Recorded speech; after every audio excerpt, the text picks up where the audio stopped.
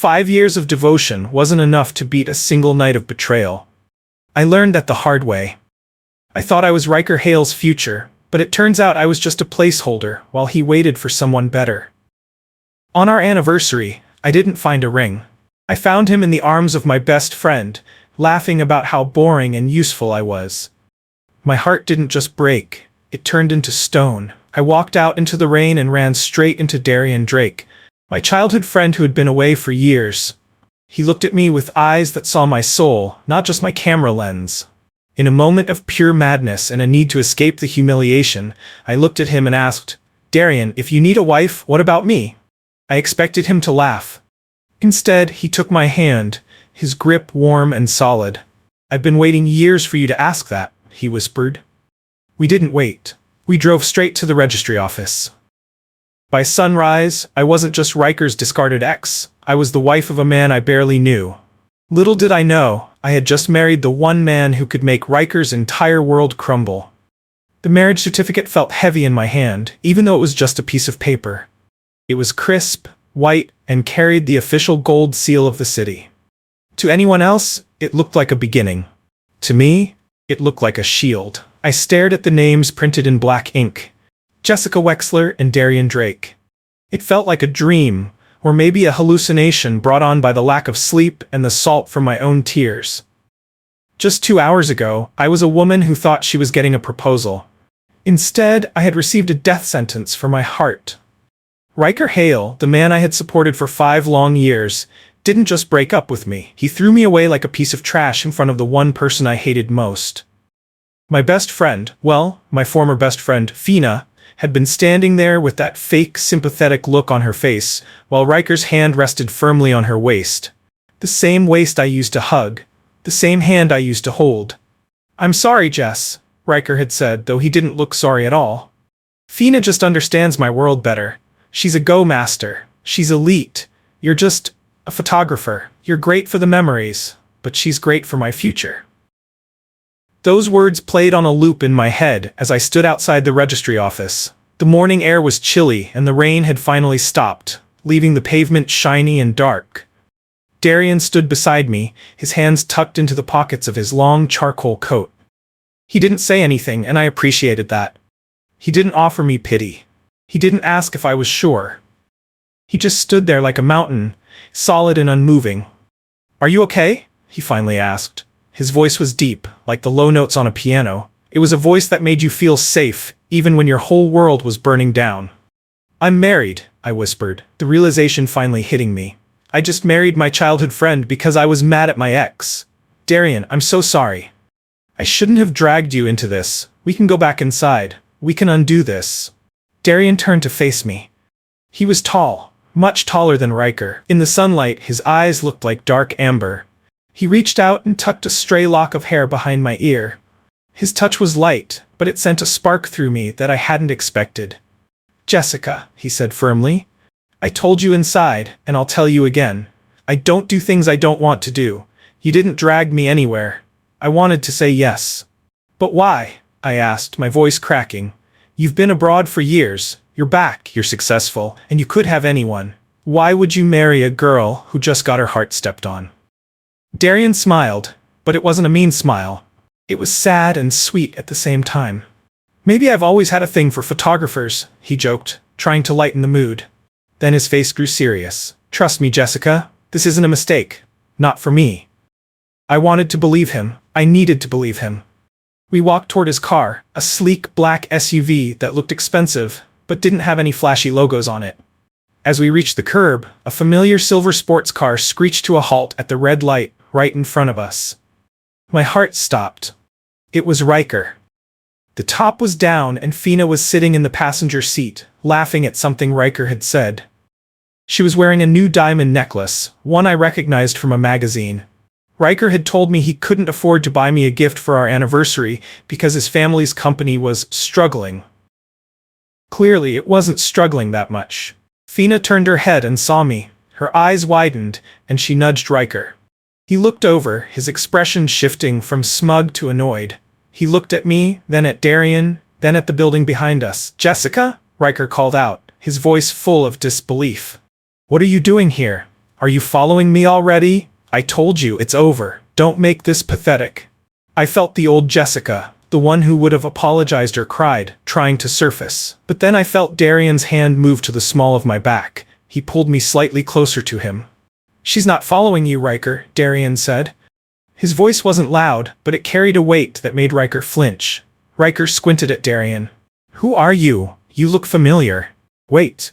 Darian? Darian Drake? The kid who used to follow Jessica around like a lost puppy. Riker started to laugh, a harsh, ugly sound. Wow, Jess, I leave you for an hour and you go find your childhood backup plan? That's fast. Even for you. Fina giggled, leaning into Riker. Oh, Riker, be nice. She needs someone to cry to. Though, Darian, you might want to watch out. She's a bit of a charity case lately. I gripped the marriage certificate tighter. I wanted to scream. I wanted to tell them how much I hated them, but Darian was faster. She doesn't need a backup plan, Darian said calmly. He reached into his pocket and pulled out his own copy of the certificate, holding it up just long enough for Riker to see the bold letters at the top. She's my wife. We just got married. The silence that followed was the loudest thing I had ever heard. Riker's jaw literally dropped. The laughter died in Fina's throat. Riker looked from the paper to me, his face turning a shade of red that matched the brake lights of his car. Married? Riker stammered. You're joking. You've been back in the country for 2 days. You can't marry her. She was mine. She was never yours, Riker, Darian replied. You were just the guy she was with while she waited for me to come home. And now, I'm home. Darian opened the door for me, waiting until I was safely inside, before he walked around to the driver's side. He didn't look back at them once. As he pulled away from the curb, I looked in the side mirror. Riker was still sitting there at the green light, frozen, while cars behind him honked their horns in a deafening chorus. For the first time in 5 years, I felt like I could breathe. As we drove, the city blurred past us. I expected Darian to take me back to my tiny apartment, the one I used to share with Riker. I dreaded going there. All my things were still there, mixed in with the ghosts of a relationship that had turned out to be a lie. We aren't going to your place, Darian said, as if he could read my mind. Where are we going? I asked. To our home, he said. Darian, I don't have any of my stuff. My cameras, my lenses. I need those for work. I have a shoot tomorrow for the magazine. Everything you need is already there, Darian said. And if it isn't, we will buy it. New memories, Jessica? That was the deal, right? I nodded slowly. I was still trying to process the fact that I was Mrs. Drake. I looked at Darian as he drove. He looked so different from the boy I used to know. Back then, he was quiet and skinny, always focused on his go-boards or his books. Now, he had a sharp jawline and shoulders that seemed broad enough to carry the world. There was an air of authority about him that I couldn't quite place. Darian, I said softly, what have you been doing all these years? I know you were studying, but you seem different. He kept his eyes on the road, a small smile playing on his lips. I worked hard. I played a lot of Go. I made some good investments. I just wanted to make sure that when I came back, I could give you everything you deserved. What does that mean? I asked, my heart skipping a beat. It means you don't have to worry about Riker Hale ever again, he said. We pulled into a gated community on the outskirts of the city. I knew this area. It was where the old money lived. The houses weren't just houses, they were manors hidden behind tall hedges and stone walls. Darian stopped the car in front of a massive set of iron gates. He pressed a button and the gates swung open silently. We drove up a long, winding driveway lined with ancient oak trees. At the end of it stood a house that looked like it belonged in a movie. It was made of gray stone and glass, with a view that overlooked the entire valley. You live here? I asked, my voice barely a whisper. We live here, he corrected. He parked the car and walked around to help me out. As I stepped onto the gravel, a man in a crisp suit walked out of the front doors. Welcome home, Mr. Drake, the man said, bowing slightly. Welcome home, Mrs. Drake. I am Felix, the house manager. We have prepared the master suite as requested. I looked at Darian, my eyes wide. House manager? Darian, who are you? Darian took my hand and led me toward the front door. I'm just your husband, Jess. Everything else? Well, we have plenty of time to talk about that. As I stepped into the grand foyer, I saw a large table in the center of the hall. Sitting on it was a brand new camera, the exact model I had been saving up for 3 years. Beside it was a vase of fresh white lilies, my favorite flowers. I turned to Darian, tears prickling my eyes again, but this time, they weren't from sadness. "Why are you doing all this?" I asked. He stepped closer, his shadow falling over me. He reached out and touched the camera, then looked back at me. "Because for 5 years, you were a placeholder for a man who didn't deserve you. For the rest of your life, you're going to be the only thing that matters to me." I didn't know what the future held. I didn't know about the corporate wars, the contracts, or the secrets Darian was still keeping. But as I stood in that beautiful house, holding my new husband's hand, I knew one thing for sure. Riker Hale had made the biggest mistake of his life. And I had just made the best one of mine. The master suite was larger than the entire apartment I had shared with Riker. High ceilings, silk curtains, and a balcony that overlooked a private garden made me feel like I had stepped into a different dimension. I sat on the edge of the massive king-sized bed, my fingers tracing the soft duvet. Everything felt too perfect, which made me feel even more out of place. I looked down at my hands. They were trembling. The adrenaline from that confrontation with Riker was fading, leaving behind a cold, hollow realization.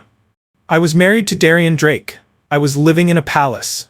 And I was still the girl who had been told she was just a photographer and boring only hours ago. The door creaked open, and Darian stepped in. He had taken off his heavy coat and was now in a simple white dress shirt with the sleeves rolled up. He looked relaxed, as if bringing a broken-hearted girl home and declaring her his wife was just a normal Tuesday for him. "The chef is preparing lunch," he said, walking over to the window. "Is there anything specific you want to eat? Or should I just tell him to surprise us?" "Darian, we need to talk," I said, my voice barely audible. He stopped and turned to look at me. He leaned against the mahogany dresser, crossing his arms. I figured this part was coming. "Go ahead, Jess. Ask whatever is on your mind. This house, the staff, the gates, how?" I gestured to the room around us. "When you left, you were just a student. Your family had a nice house, but this is different." Darian nodded. "When I was abroad, I didn't just study. I played professional Go. In some parts of the world, top players are treated like rock stars. I won tournaments, took the prize money, and invested it. Then I started a tech firm called Virex Group. It grew faster than I expected." My jaw dropped. "Virex Group? The company that just built that massive glass tower downtown? You're that Drake?" "I'm just Darian," he said with a small shrug. "But yes, that's my company." I felt a wave of dizziness. Riker's family, the Hales, had been trying to get a meeting with the CEO of Virex for months. Riker had spent hours complaining about how arrogant the Virex boss was for ignoring his emails. If he knew that the man he was calling a lost puppy was the very person who held his family's financial future in his hands, he would probably faint. "Why didn't you tell me?" I asked. "I wanted to," Darian said, walking closer. He sat on the bed beside me, but he kept a respectful distance. "But every time I looked at your social media or heard news from home, you were with Riker. You looked settled. I didn't want to come back and disrupt your life just to show off." "My life wasn't settled," I whispered, looking at my lap. "It was a lie. I spent 5 years trying to be the perfect girlfriend for Riker. I dressed the way he liked, I went to the parties he wanted to go to, and I even did his family's photography for free. I thought if I was useful enough, he would finally see me as an equal." Darian reached out and gently lifted my chin, so I had to look at him. "You were never his equal, Jessica. You were always far above him. He just tried to pull you down, so he wouldn't feel so small." Before I could respond, there was a knock at the door. Felix, the house manager, entered carrying several large, glossy shopping bags and a rolling garment rack filled with clothes. "Mr. Drake, the personal shoppers have arrived with the initial selection," Felix announced. I watched in shock as they began to hang up beautiful silk dresses, cashmere sweaters, and professional blazers. They were all in my size. They were all in colors that I loved: soft blues, deep greens, and elegant creams. "What is this?" I asked. "I told you," Darian said, standing up. "We are getting rid of the old memories. Riker liked you in black and red because those were his family's corporate colors. You hated them. These are for you." "Darian, this is too much. I can't accept all of this." You're my wife, he reminded me. And as the wife of the CEO of Virex, you have a certain reputation to uphold. But more importantly, as my friend, you deserve to feel beautiful. He walked over to the garment rack and pulled out a soft, cream-colored sweater. He held it up to me. Try this on. We're going out after lunch. Out? Where? You said you have a shoot tomorrow, right? For Elite Capture magazine? I nodded. Yes, it's a big cover story. Or at least it was. I don't even know if I still have a job now that Riker's family bought the magazine. Darian's eyes sharpened. It was the first time I saw a flash of the powerful CEO everyone talked about. Don't worry about the magazine. We're going to get you some new equipment. If you're going to work, you're going to have the best tools in the world. Lunch was a blur of delicious food that I was too nervous to fully enjoy. Afterward, we went to a high-end professional camera boutique. The owner opened the store just for us. Darian didn't even look at the price tags.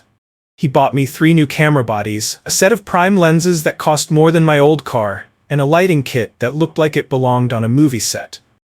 Darian, seriously, stop, I laughed as he added a high-end leather camera bag to the pile. I only have 2 hands. I can't use all of this at once. Then we'll hire someone to carry it for you, he said perfectly seriously. As we walked back to the car, my phone buzzed in my pocket. I pulled it out and saw a dozen missed calls and texts from Riker. Riker, Jessica, answer me. What was that stunt at the registry? I know you're just trying to make me jealous. It won't work. You're still under contract with Hale Media. If you aren't at the studio at 8 a.m. tomorrow, I'll sue you for breach of contract. I felt a cold shiver run down my spine. Riker wasn't just my ex, he was now my boss. He knew how much I loved my career, and he was going to use it to hurt me. What is it? Darian asked, noticing my change in mood. I showed him the screen.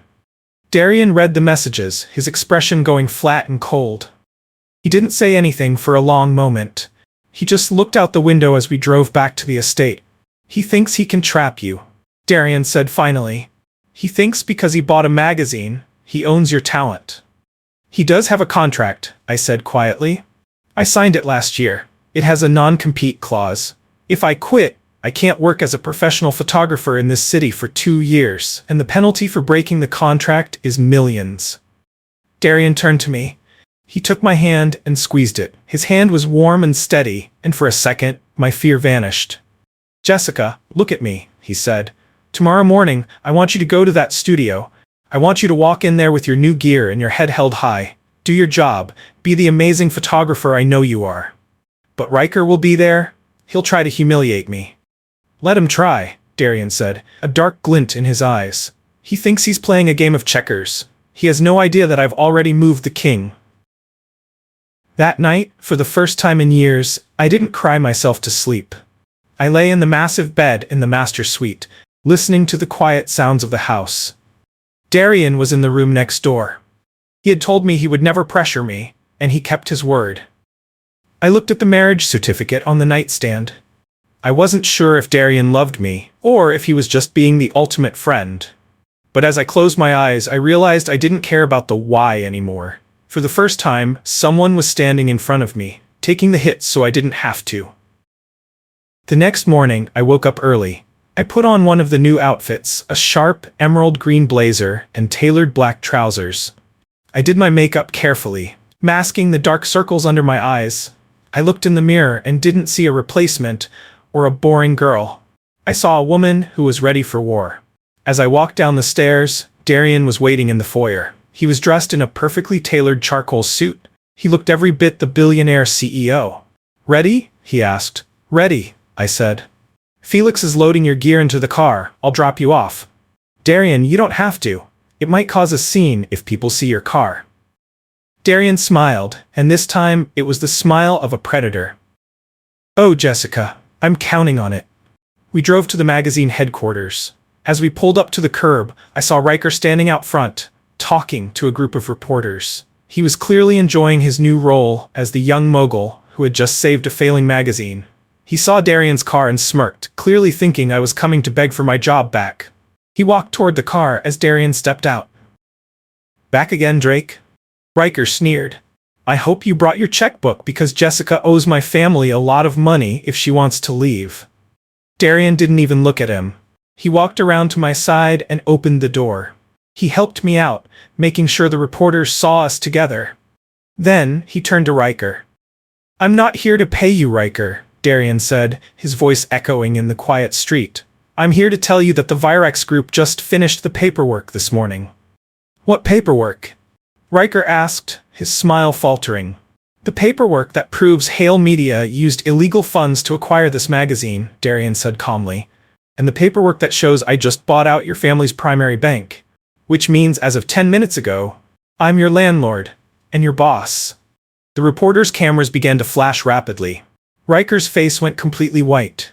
I looked at Darian, then at Riker, then back at Darian.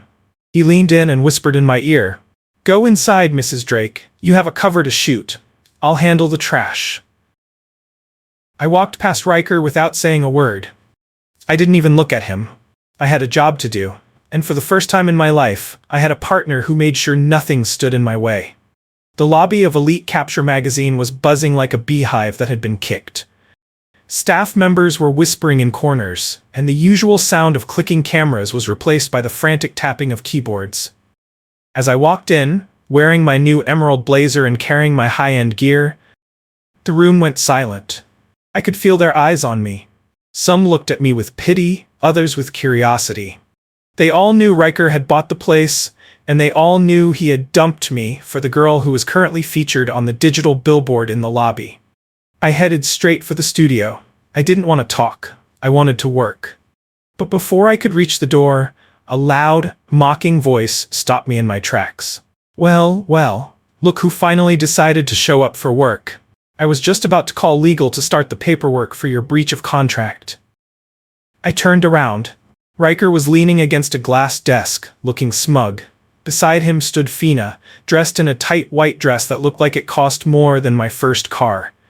She was holding a tablet, pretending to look at schedules, but her eyes were fixed on me with a nasty glint. "I'm 10 minutes early, Riker," I said, keeping my voice flat. "And I'm here to do the cover shoot. Where's the model?" Riker laughed, stepping closer. He looked at my new camera bag and scoffed. "Nice bags. Did you rent those to try and impress me? It doesn't matter. Your talent is now property of Hale Media. And as for the model," he gestured to Fina, "there's been a change. We aren't shooting the planned concept. You're going to spend the day taking promotional photos of Fina for her upcoming Go tournament." My heart sank. This was a direct insult. I was a high-fashion photographer, and he wanted me to act as a personal paparazzo for the woman he cheated on me with. "The editor-in-chief approved the urban elegance concept," I argued. "The lighting is already set for that." "The editor-in-chief reports to me now," Riker snapped. "Now, get to the studio and start clicking, Jessica, unless you have $100 million lying around to pay the exit fee." Fina stepped forward, tossing her hair. "Be gentle, Riker. She's probably just emotional. It must be hard for her to see what a real muse looks like." I gripped the strap of my bag so hard my knuckles turned white. I wanted to scream, but I remembered Darian's words. Let him try. He has no idea I've already moved the king. I walked into the studio without a word. For the next 2 hours, it was pure torture. Fina was a terrible model. She was stiff, she complained about the lights, and she kept making accidental comments about how Riker was taking her to Paris next week, the trip he had promised me for our anniversary. "The lighting makes my skin look dull," Fina whined, looking at the monitor. "Jessica, are you even trying? Or are you sabotaging me because you're jealous?" "The lighting is perfect, Fina," I said, my voice cold. "Maybe the problem isn't the lights." Riker, who had been watching from the doorway, marched over. "Watch your tone. You're lucky I'm even letting you keep this job. If I hear one more smart comment, I'll make sure you never work in this industry again. I'll blacklist you so hard you won't even be able to take passport photos." Suddenly, the heavy double doors of the studio swung open. Harrison, the editor-in-chief, came running in. He looked like he had seen a ghost. His tie was crooked, and he was sweating. "Riker, stop! Stop everything right now!" Harrison shouted. Riker turned, looking annoyed. "What is it, Harrison? I'm busy disciplining the staff." "You don't understand," Harrison panted, holding up his phone. "The acquisition, it's been blocked. The board of directors just held an emergency meeting. They didn't sell to Hale Media, they sold the parent company's debt to a third party. Riker's face twisted. What are you talking about? My father signed the papers yesterday. Your father's bank was bought out this morning by the Virex Group, Harrison yelled. All his credit lines have been frozen. The sale of this magazine was cancelled because the funds were flagged as unstable. We don't work for you, Riker. We work for Virex. The room went deathly quiet. Riker's phone began to ring. He looked at the screen. It was his father. He answered it, his hand shaking. Dad? What's happening? What? How? Virex. But we don't even know them. Riker's voice became a high-pitched squeak. They took the building? And the magazine? But I'm standing right here. At that exact moment, the sound of measured, heavy footsteps echoed in the hallway. Two men in dark suits opened the doors wide, standing aside like guards. Darian walked in. He wasn't the childhood friend in a simple shirt anymore. He was wearing a three-piece suit that screamed power. His eyes were like ice as they swept over the room, eventually landing on Riker. I believe you were talking about blacklisting my wife, Darian said.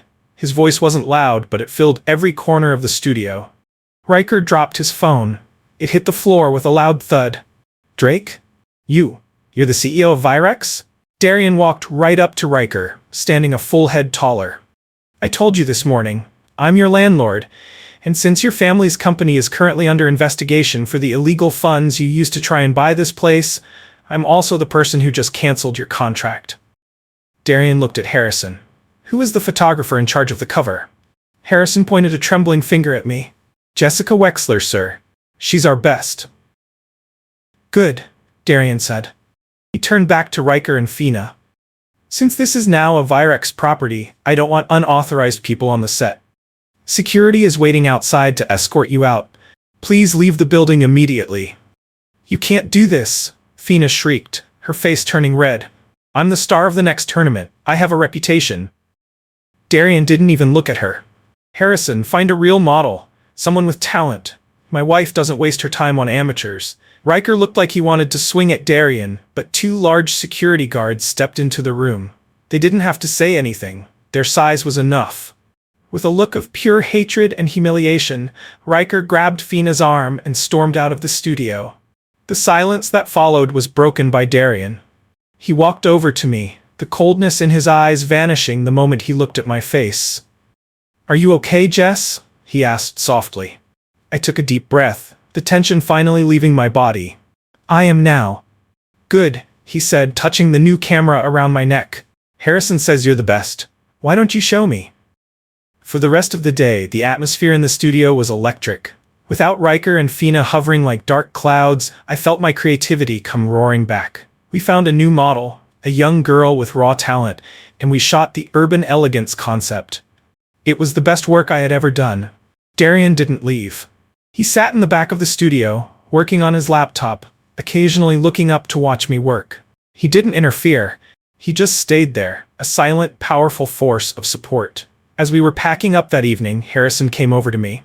Jessica, I had no idea about you and Mr. Drake. I'm so sorry for how Riker treated you earlier. From now on, you have total creative freedom. Just tell me what you need. Thank you, Harrison, I said. I knew he was being careful because of Darian, but it still felt good to be respected. When we walked out to the car, the sun was setting, painting the sky in shades of orange and purple. Darian opened the door for me, and as I sat down, I realized I was smiling. You really bought his bank? I asked as we drove away. I bought the debt, Darian corrected. It was an easy move. They were over-leveraged.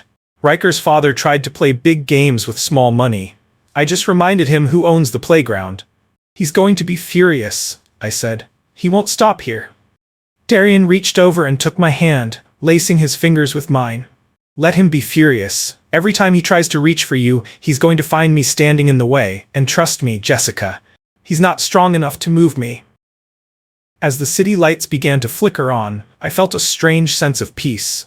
I had started the day as a victim of a toxic ex, but I was ending it as a woman with the most powerful man in the city by my side. But as I looked at Darian's profile in the dim light, I wondered, how many more secrets was he keeping? And what would happen when Riker realized that the only way to hurt Darian was to go through me? A few days later, the air in the city felt different. I wasn't just Jessica Wexler, the photographer who got dumped. I was the woman who had the CEO of Virex Group backing her every move. But I knew that in this world, money wasn't the only thing that mattered. Status was everything. And in our circles, status was often measured across a Go board. Darian had been invited to a high society Go gala at the Grand Imperial Hotel. It was an event for the elite, the kind of place where people made million-dollar deals over a game of strategy. "You don't have to go if you're tired," Darian told me as I sat at my vanity, looking at a stunning navy blue silk gown he had bought for me. "I want to go," I said, standing up and smoothing out the fabric. "I'm tired of hiding, Darian. If I'm your wife, I need to stand beside you." He walked over and fastened a diamond necklace around my neck. His fingers were warm against my skin. "Then let's go show them what a real power couple looks like." When we arrived at the gala, the room was filled with the scent of expensive perfume and the quiet clacking of stone pieces on wooden boards. People stopped talking as we entered. I could hear the whispers. "Is that her? The girl Riker Hale left? I heard she married the Virex CEO in a single day. She doesn't look like much, just a lucky photographer." I kept my head high, my arm looped through Darian's. We were making our way toward the VIP section when a sharp voice cut through the room. "Darian, you finally showed up, and you brought your guest." It was Fina Keller. She was dressed in a red gown that looked like it was made of rubies. Beside her stood Riker, looking pale and desperate. Ever since Darian had frozen his family's credit lines, Riker had been trying to find a way back into the good graces of the elite. "She's not a guest, Fina," Darian said coldly. "She's my wife. I suggest you remember that." Fina smiled, but it didn't reach her eyes. She was a national Go champion, known for her aggressive playstyle and her cold heart. "Wife or not, this is a Go gala, Darian. Beauty only gets you so far here. It's brains that matter." She turned to me, her eyes mocking. "Tell me, Jessica, do you even know how to hold a stone? Or do you only know how to click a shutter and hope for the best?" The circle of people around us laughed quietly. I felt a flush of heat rise to my cheeks. I knew the basics of Go from my father, but I was no master. "Jessica doesn't need to play." Darian stepped in, his voice dropping an octave. "She has me for that." "Oh, come now, Darian," Fina challenged. "If she's going to be the first lady of Virex, she should be able to hold her own, unless you're afraid she'll embarrass you." "Tell you what, a friendly match. If I win, Jessica has to admit publicly that she's not fit for this circle. And if she wins, well, that's impossible, isn't it?" Riker stepped forward, a nasty smirk on his face. "Go on, Jess. Show everyone how smart you are. Or are you going to hide behind your husband's wallet again?" I looked at Darian. I saw the anger in his eyes, but I also saw something else. Confidence. He gave my hand a small secret squeeze. "I'll play," I said, stepping forward. The room gasped. Fina's eyes lit up with predatory joy. We sat down at a traditional floor table. The wooden board sat between us, smelling of ancient cedar. Fina took the white stones, and I took the black. The game began. Fina played fast, her stones clicking against the wood with a sharp, aggressive sound. She was trying to corner me, to trap my pieces, and humiliate me quickly. I felt my heart racing. I could see the traps she was setting, but I didn't have the experience to dodge them all. 10 minutes into the game, I was losing. Riker was whispering to the people around him, laughing at my struggle. Fina looked bored, as if she were swatting a fly. "Is that all?" Fina asked, placing a stone that cut off my main group of pieces. I expected more from someone Darian risked his reputation for. I looked at the board, feeling tears of frustration building up. But then, I felt a hand on my shoulder. Darian leaned down, his breath warm near my ear. "Remember what your father taught you, Jess," he whispered. "Don't look at where the stones are. Look at the empty spaces. The strongest move isn't always the one that attacks. Sometimes, it's the one that waits." I took a deep breath. I closed my eyes for a second and pictured my father playing in our small garden back home. He used to say that Go wasn't a game of war, it was a game of breathing. I opened my eyes and looked at the board differently. I stopped trying to save my trapped pieces. Instead, I placed a black stone in a completely empty corner of the board, a move that looked like a mistake. Fina laughed. "Are you giving up? That stone does nothing." She ignored my move and continued her attack. I placed another stone in the empty space, then another. Fina grew more confident, taking my pieces off the board one by one. Riker was practically celebrating. But then, Fina went to place her final winning stone. She stopped. Her hand hovered over the board, trembling. She looked at the empty corner I had been building. Suddenly, she realized what I had done. By letting her take my small pieces in the center, I had built a giant, unbreakable wall around the entire outside of the board. My mistake moves had actually connected into a massive net. One more move from me, and Fina's entire army would be suffocated.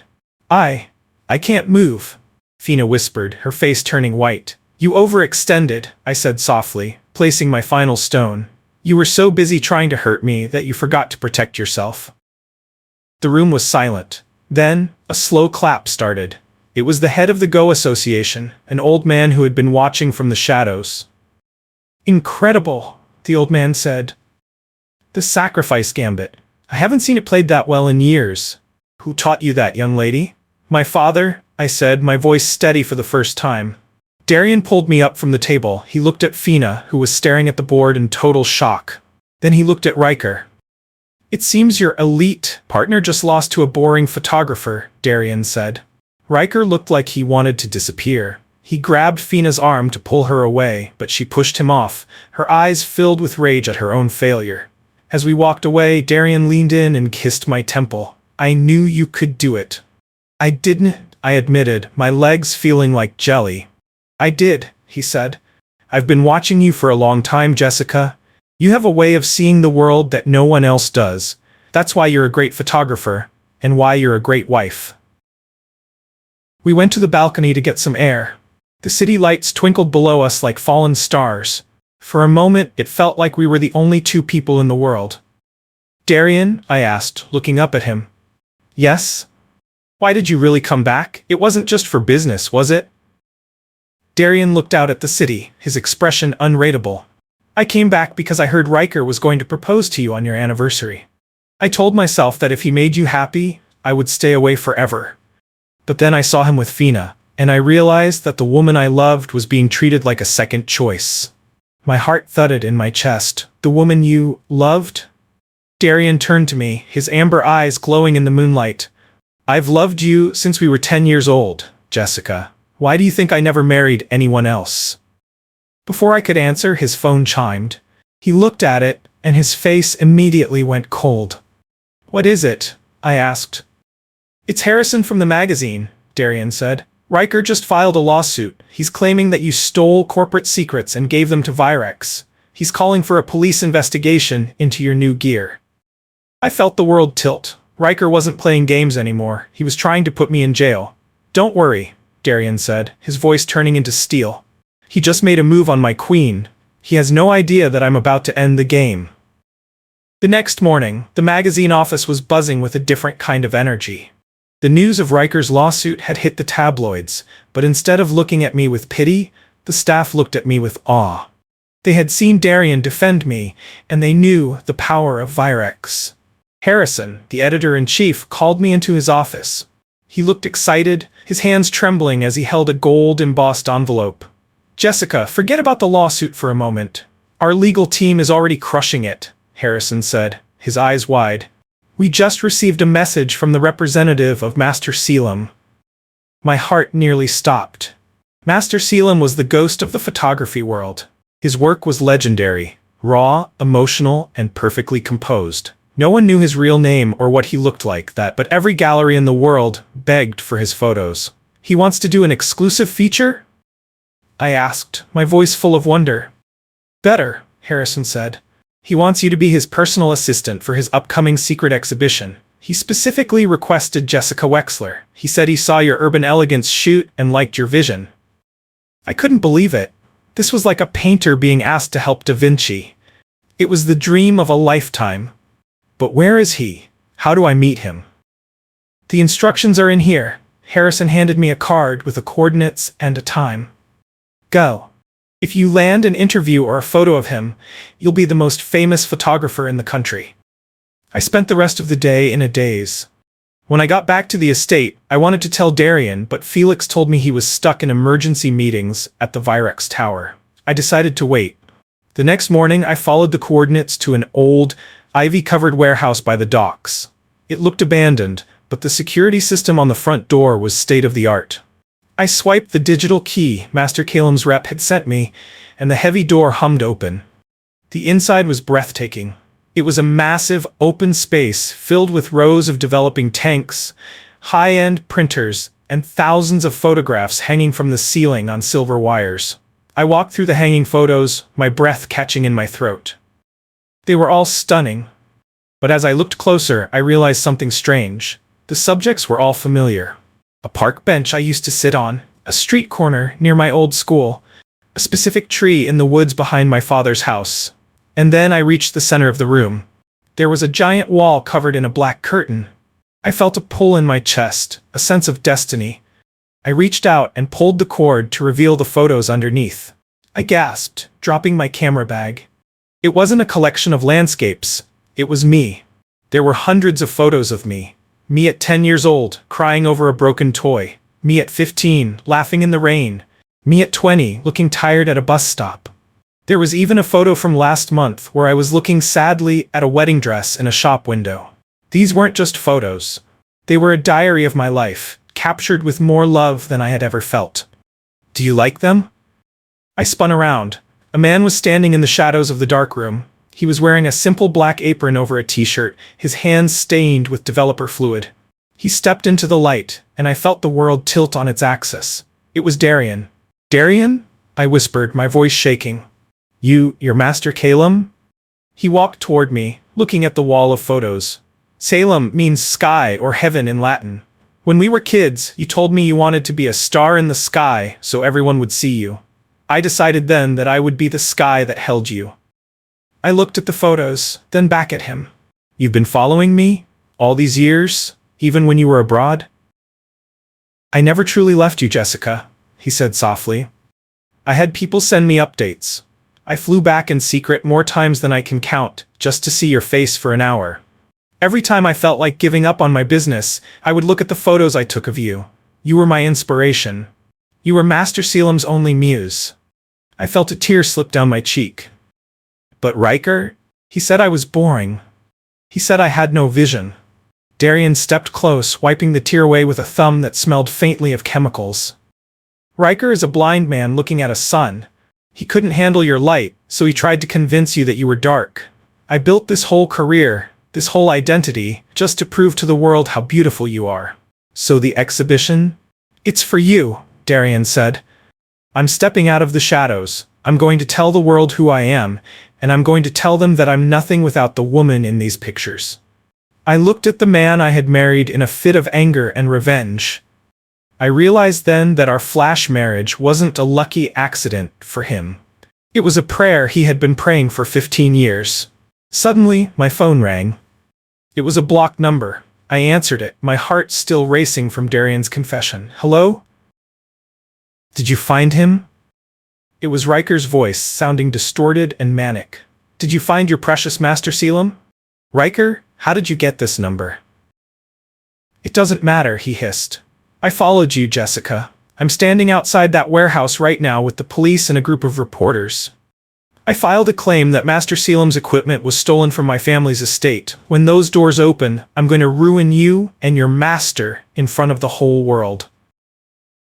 I looked at Darian, my face pale. He's outside, he's brought the police. He thinks you stole the gear. Darian didn't look worried. He actually laughed. He walked over to a table and picked up a heavy leather folder. Let him come, Darian said, his eyes turning into cold steel. He wants a show? I'll give him one he'll never forget.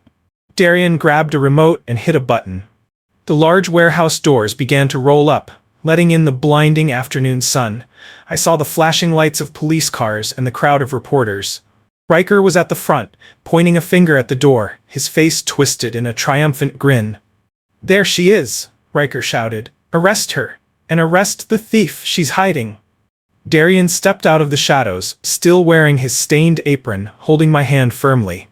The reporters froze. The police officers lowered their handcuffs. Mr. Drake? One of the officers asked, confused. We were told there was a thief here. The only thief here is the man who tried to steal my wife's dignity. Darian said, his voice echoing across the docks. He threw the leather folder at Riker's feet. In there are the receipts for every piece of equipment in this building, dated back 10 years, along with the original copyright filings for the Master Her Calum name, which I registered before Riker was even out of high school. The reporters swarmed. Mr. Drake, are you saying you are Master Calum? Is it true Jessica Wexler has been your secret muse for a decade? Riker scrambled to pick up the papers, his eyes darting back and forth in terror. He looked at the receipts, then at Darian, then at me. No, this can't be, Riker whimpered. You're just a Go player, you're a suit. I am whatever I need to be to protect her. Darian said, pulling me closer. And right now, I'm the man who is suing you for defamation, harassment, and filing a false police report. Officers, I'd like to press charges. As the police moved toward a screaming Riker, Darian turned me toward the cameras. Look at her, Darian told the reporters. Take your pictures, because this is the last time you'll see her as a victim. From now on, she's the star. In that moment, I didn't feel like a replacement. I felt like the sky was finally opening up, and for the first time in my life, I wasn't afraid of the heights. The morning after Darian revealed his identity as Master Calum, the world felt like it had been flipped upside down. My phone didn't stop buzzing. Every major news outlet wanted to know about the secret muse who had captured the heart of the world's most mysterious photographer. But while the world was celebrating, Riker was stewing in a dark room, plotting his final move. I was at the Virex estate, looking through the gallery of photos Darian had taken of me, when Felix walked in. His face was pale, and he was holding a silver tray with a legal-looking envelope on it. Mrs. Drake, a courier just delivered this, Felix said. It's from the Hale family's legal department. They said it's urgent. I opened the envelope. My heart dropped. It was a formal demand for payment. Subject: breach of exclusive management and intellectual property rights. Penalty amount: $100,000. I sat down on the velvet sofa, my legs feeling weak. I read the fine print. Riker hadn't just sued me for defamation. He had dug up a contract I signed 3 years ago when his father's company first sponsored my small studio. At the time, I thought it was a gesture of love. Now I saw it for what it was, a trap. The contract stated that any work I produced, or any persona I used while associated with the Hale family, belonged to them for 10 years. Since Darian had just told the world I was his muse for the last decade, Riker was claiming that my image was his property. He was demanding $100 million or for me to cease all photography and public appearances immediately. What is it? Darian asked, walking into the room. He was wearing a dark suit, looking like he was ready for a board meeting.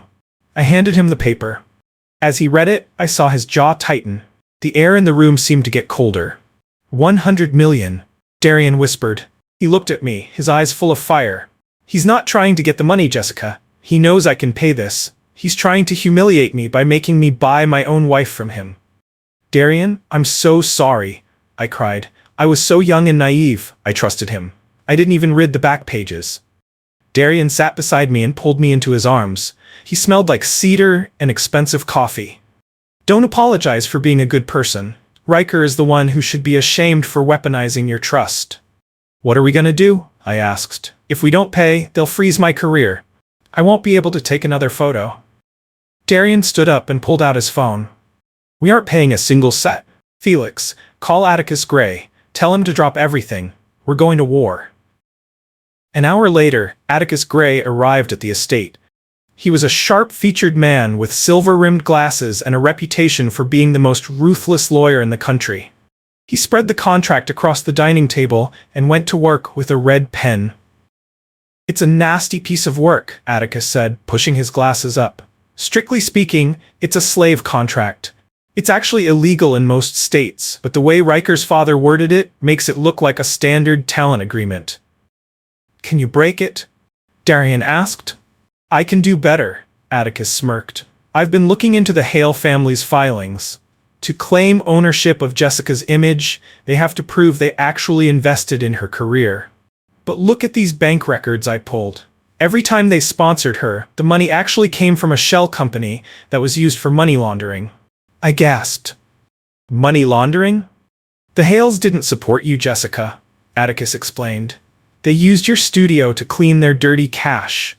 If they take this to court to demand $100 million, they'll have to open their books. And if they open their books, Riker's father goes to prison for 20 years.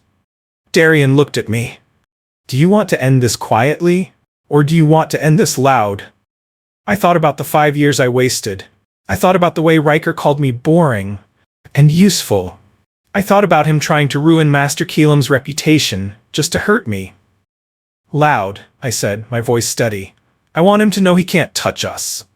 The next day, Darian arranged a meeting at the Virex Tower. He invited Riker and his father, claiming he was ready to negotiate the payment. Riker walked into the conference room looking like he had already won the lottery.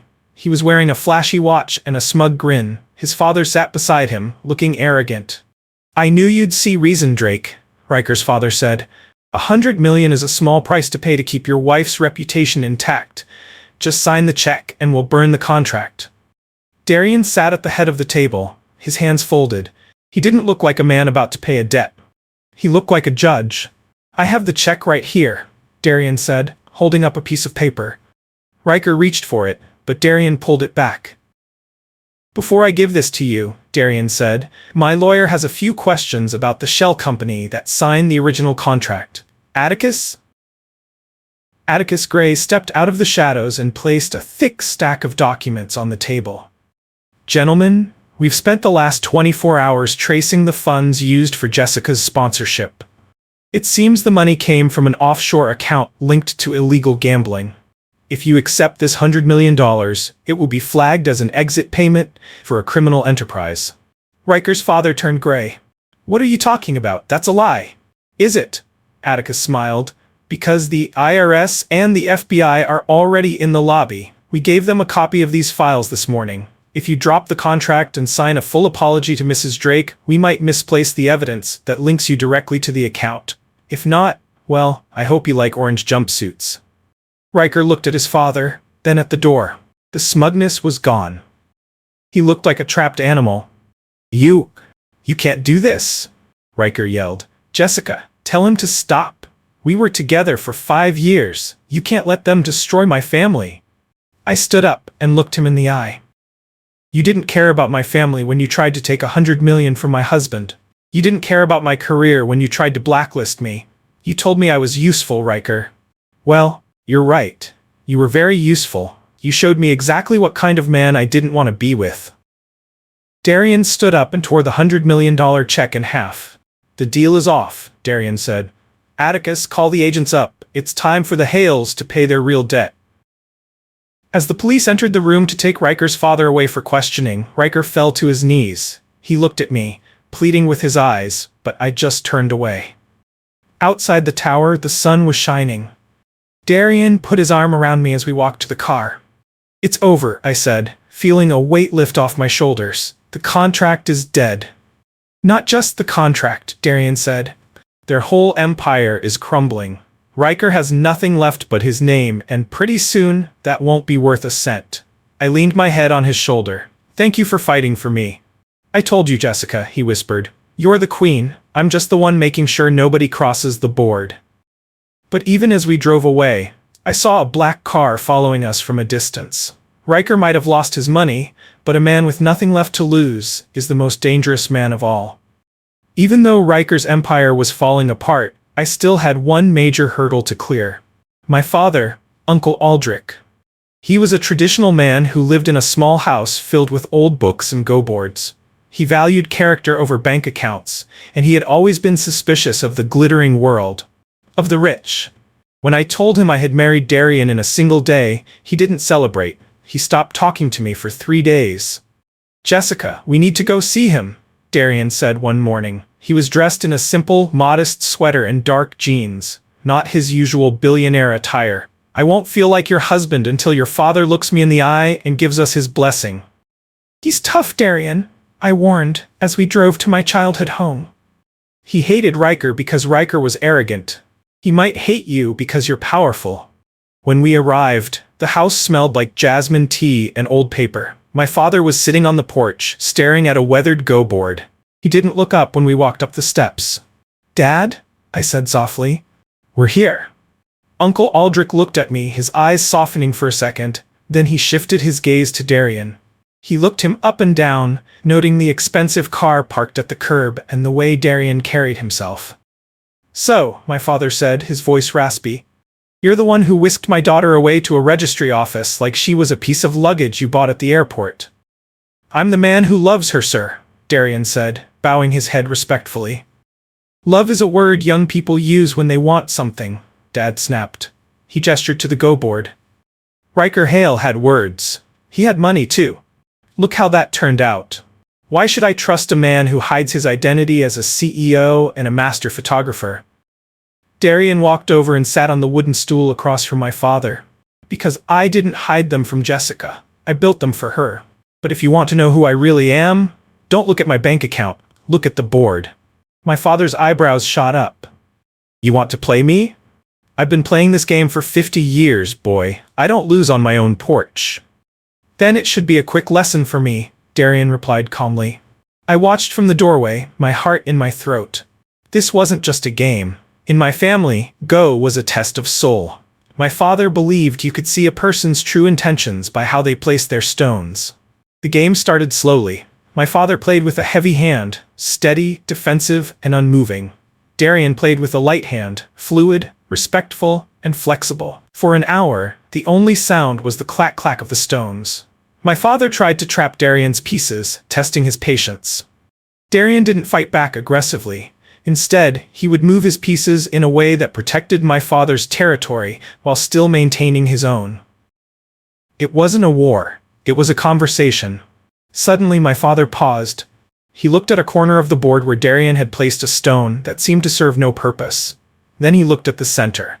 "You could have taken my entire left flank 10 moves ago," my father whispered. "Why didn't you?" Darian looked my father in the eye. "Because winning isn't about destroying the other person, sir. It's about finding a balance where both sides can exist. I'm not here to take Jessica away from you, or to replace the life she had. I'm here to be the foundation that lets her grow." My father stared at the board for a long time. He reached out and knocked over his king stone, the sign of resignation.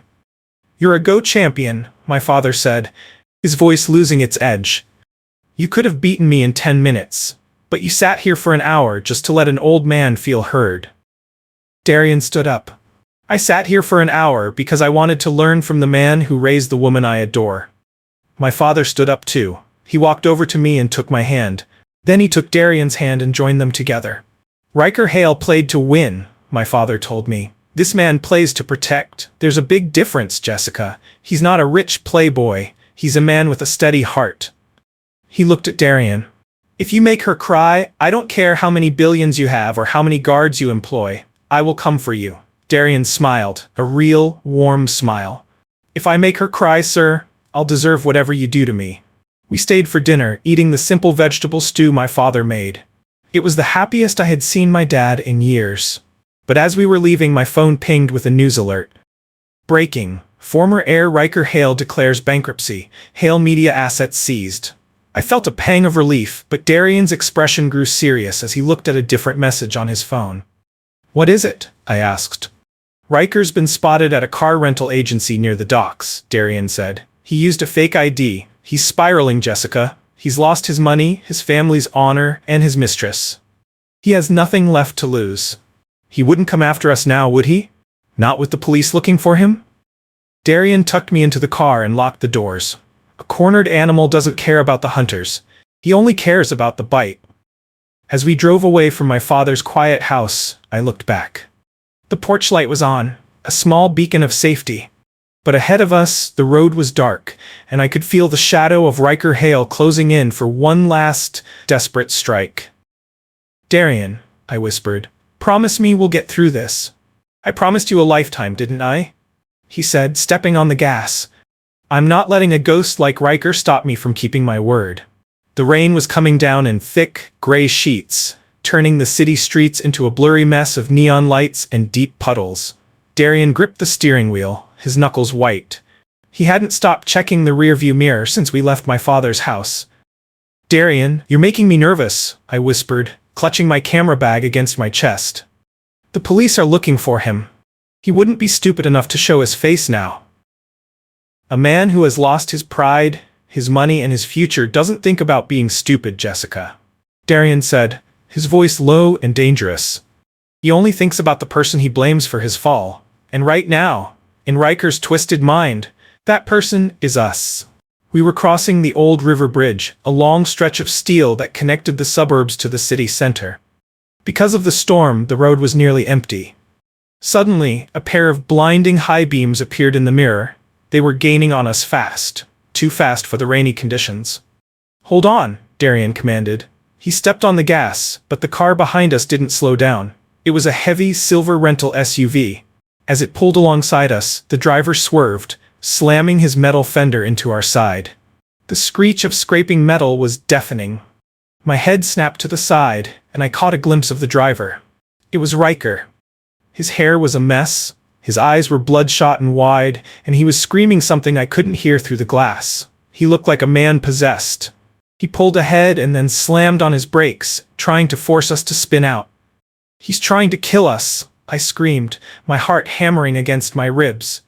"He's trying to make us crash," Darian growled, fighting the steering wheel to keep us from sliding into the bridge railing. "He wants to see us broken." Riker rammed us again, harder this time. Our car fishtailed, the tires screaming against the wet asphalt. For a split second, I looked over the edge of the bridge at the black, churning water below. "Jessica, look at me," Darian shouted over the sound of the wind and the crashing metal. "I am going to get us out of this. Trust me." Darian didn't try to run away this time. Instead of braking, he accelerated. He used the weight of our SUV to push back. It was a high-stakes game of Go, played with 2-ton machines. Darian saw a gap and veered toward the exit ramp at the end of the bridge. Riker followed, his engine roaring. He was totally out of control. As we hit the sharp curve of the off-ramp, Riker tried one last, desperate move. He sped up, intending to T-bone us and push us through the guardrail. "Now!" Darian yelled. Darian slammed on the emergency brake and spun the wheel. Our car performed a perfect tight spin, sliding out of the way just as Riker's SUV charged forward.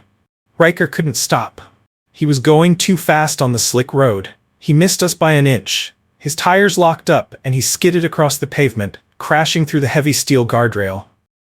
The SUV didn't fall into the river, but it slammed headfirst into a massive concrete pillar of the overpass. The sound of the impact was like a bomb going off. Then silence, except for the sound of the rain and our heavy breathing. Darian jumped out of the car and ran to my side, pulling me out and checking me for injuries. "Are you okay? Are you hurt?" "I'm fine," I sobbed, shaking uncontrollably. Is he dead?" We walked toward the wreck. Steam was hissing from the crumpled hood. The front of the SUV was completely crushed. Inside, Riker was slumped over the deployed airbag. He was alive, but his legs were pinned under the dashboard, and his face was covered in blood. He opened his eyes and saw us standing there. He tried to move, but a scream of pure agony escaped his lips. "My legs," he wheezed, his voice weak and pathetic. "I can't feel my legs." Darian stood over him, his face as cold as a statue. He didn't look happy, and he didn't look sad. He just looked at Riker like he was a broken piece of equipment. "You had everything, Riker," Darian said. "You had a family legacy, a career, and a woman who would have stayed by your side forever. You threw it all away because you thought being powerful meant being cruel." "Help me," Riker begged, tears mixing with the blood on his cheeks. "Jessica, please, tell him to help me." I looked at the man I once thought I loved. I realized I didn't hate him anymore.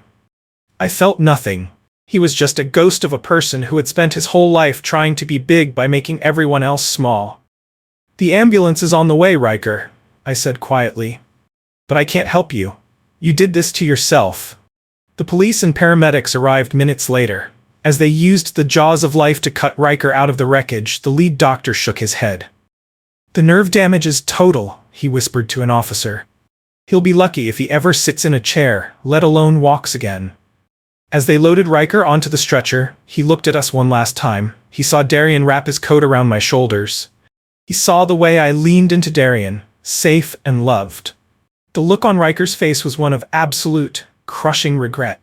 He realized that in his attempt to take everything from me, he had truly lost everything himself. We stood there in the rain until the sirens faded away. "It's really over now," Darian said, kissing the top of my head. "Yes," I replied, looking at the sunrise starting to break through the clouds. "The storm is over." We drove home in the quiet morning light. The nightmare was gone, and for the first time I wasn't looking in the rear-view mirror. I was looking straight ahead at the man who had been my sky through the darkest night. The news of Riker Hale's accident and subsequent arrest for attempted murder dominated the headlines for weeks. But inside the walls of the Virex estate, the air was filled with a different kind of excitement. The legal battles were over, the enemies were defeated, and now it was time for the world to witness the official union of the secret muse and the billionaire photographer. It was New Year's Day, a day for fresh starts. I stood in front of the full-length mirror in the bridal suite of the Grand Imperial Hotel. The dress Darian had chosen was a masterpiece of white lace and silk, with a train that looked like a flowing river.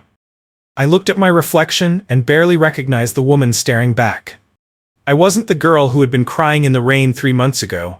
I was strong, I was valued, I was loved. There was a soft knock on the door. My father, Uncle Aldrich, walked in. He was wearing a tuxedo that made him look 20 years younger. When he saw me, his eyes welled up with tears. "You look like a star, Jessica," he whispered, taking my hands. "I always knew you were meant for great things, but seeing you today, I know your mother is looking down and smiling." "Thanks to you, Dad," I said, kissing his cheek. "And thanks to Darian." "He's a good man," my father nodded. "He's been at the venue since 5 this morning, making sure everything is perfect for you. Now, come on. We shouldn't keep a billionaire CEO waiting." The wedding was held in a glass cathedral overlooking the city. Every seat was filled with the elite of the country, business tycoons, famous artists, and go-masters.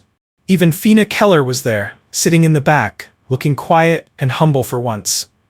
As the music started, the heavy doors opened. I walked down the aisle on my father's arm. At the end of the long white path, Darian was waiting. He was wearing a black tuxedo, his amber eyes fixed on me with an intensity that made my heart skip a beat. To the world, he was the powerful CEO of Virex and the legendary Master Selim. But to me, he was just Darian, the boy who had waited 15 years to hold my hand. When we reached the altar, my father placed my hand in Darian's. "Take care of her," my father whispered. "With my life," Darian replied. The ceremony was beautiful and simple. We didn't need flashy vows. History was written in the thousands of photos Darian had taken of me and the way we had fought side by side against the Hales. "I, Darian Drake, take you, Jessica Wexler, to be my wife," he said, his voice steady and clear. "I promise to be your sky when you want to fly, and your ground when you need to rest. I will spend every day of my life making sure you never feel like a second choice again." I could barely get my words out through my happy tears. "I, Jessica Wexler, take you to be my husband. Thank you for seeing me when I was invisible. I promise to be the light in your lens and the partner by your side through every storm and every sunrise." As the priest pronounced us husband and wife, Darian leaned in and kissed me. The room erupted in applause. It wasn't just a wedding, it was a victory. At the reception, the luxury was beyond anything I had ever imagined. Darian's mother, Aunt Eleonora, stepped onto the stage. She was a refined woman with a warm smile. She held a small velvet box in her hand. "In our family," Eleonora announced, "we believe that a wedding isn't just a union of two people, but a promise to the future. Jessica, you have brought a light back into my son's eyes that I haven't seen since he was a child." She opened the box to reveal the eternal star, a legendary 50-carat blue diamond necklace that was a family heirloom of the Drakes. It was worth more than the entire Hale estate. She fastened it around my neck. "This is our betrothal gift to you," she whispered. "Welcome to the family, Queen of Virex." As the night went on, Darian led me to the center of the dance floor. The lights dimmed, and a projector began to play a video on the wall. It was a montage of the photos Darian had taken of me over the years, from the playground to the studio, and finally a photo of us on the bridge after the storm. "You really captured everything," I whispered as we swayed to the music. "I captured the only thing that matters," Darian replied, pulling me closer. Suddenly the sky outside the glass walls lit up with the most massive fireworks display the city had ever seen. The colors of emerald, gold, and navy blue filled the night. "Darian, look," I pointed at the sky. "I'm looking at my favorite view," he said, keeping his eyes on me. Across town, in a cold hospital room, Riker Hale watched those same fireworks through a small window. He was alone, his body broken, and his name a memory of failure. He would spend the rest of his life watching the woman he threw away shine brighter than he ever could. But I wasn't thinking about Riker. I wasn't thinking about the past at all. I looked at my husband, the man who had turned my life into a masterpiece. I realized that the saddest thing in love isn't being someone's replacement. It's never finding the person who truly knows your worth. I had found him. And as the fireworks faded and the new year began, I knew that our story wasn't ending. It was only just beginning. "I love you, Master Selim," I whispered. "I love you more, Mrs. Drake," he replied. And for the first time in my life, I didn't just feel like a star in the sky. I felt like the whole universe,